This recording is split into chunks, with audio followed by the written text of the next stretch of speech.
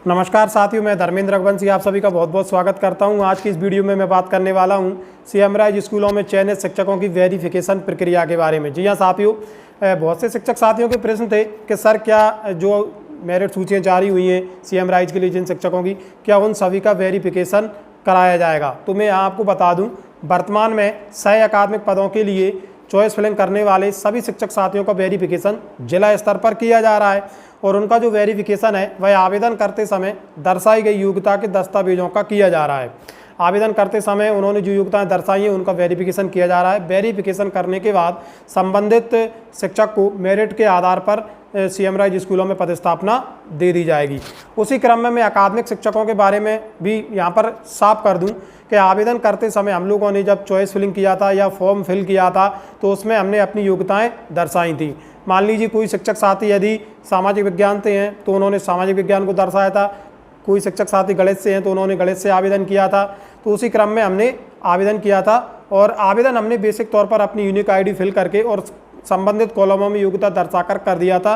किसी भी प्रकार के विशेष डॉक्यूमेंट्स या अटैच नहीं करवाए गए थे। तो ऐसी स्थिति में जो हमने आवेदन करते समय विषय लिया था उसी के आधार पर हमने सीएम राइज की परीक्षा दी थी और उसी के आधार पर हमारा परीक्षा परिणाम जारी हुआ। जब परीक्षा परिणाम जारी हुआ तो उसमें स्पष्ट निर्देश दिए गए थे, आप लोगों ने भी गौर किया होगा और साइड में आप देख भी सकते हैं।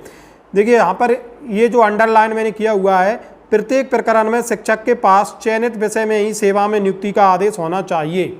ये बहुत इंपॉर्टेंट लाइन है। तो प्रत्येक विषय में मतलब प्रत्येक प्रकरण में शिक्षक के पास चयनित विषय में ही सेवा में नियुक्ति का आदेश होना चाहिए। मतलब आप जिस विषय के लिए चयनित हुए हैं सीएम राइज में, आपने जिस विषय से आवेदन किया था, आपकी नियुक्ति भी उसी विषय के आधार पर हुई हो, तभी आप सीएम राइज स्कूल में पदस्थापना ले पाएंगे। ये बहुत बड़ी बात है, ध्यान से सुनना कि सीएम राइज स्कूल में आपने जिस विषय से परीक्षा दी है, आपकी नियुक्ति उसी विषय के आधार पर की गई हो, तब आपकी पदस्थापना सीएम राइज स्कूलों में हो पाएगी। और इन्हीं चीज़ों का वेरिफिकेशन किया जाएगा। आने वाले कुछ ही दिनों में इन्हीं दस्तावेजों का वेरिफिकेशन किया जाएगा, क्योंकि हमने फॉर्म भरते समय बेसिक तौर पर फॉर्म फिल किए थे, उसी के आधार पर परीक्षा दी थी और रिजल्ट तैयार कर लिया गया है।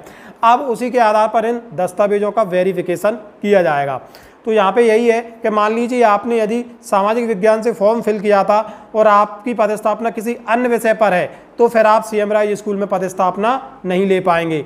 उसी प्रकार चाहे प्राइमरी के शिक्षक हों, जो कला संकाय से हैं, उन्होंने पर्यावरण यदि डाला है तो उनकी नियुक्ति पर्यावरण विषय के आधार पर की जाएगी। और जो विज्ञान समूह के हैं, उन्होंने मैथ के आधार पर डाला होगा तो उनकी नियुक्ति विज्ञान के आधार पर की जाएगी। और जल्दी जिलेवार ये वेरिफिकेशन का कार्य प्रारंभ हो जाएगा। कई जिलों में हो सकता है कार्य प्रारंभ हो भी गया हो, तो जिला स्तर पर अधिकारी आपके संबंधित दस्तावेजों का वेरिफिकेशन करेंगे। उसके बाद एक मेरिट सूची के आधार पर आपको पदस्थापना कर दी जाएगी। तो साथियों, ये थी आज की महत्वपूर्ण जानकारी। कैसी लगी कमेंट बॉक्स में जरूर बताएं और ऐसी जानकारियां आपको समय समय पर मिलती रहें, इसके लिए आप मेरे चैनल को सब्सक्राइब जरूर कर लें। बहुत बहुत धन्यवाद मित्रों।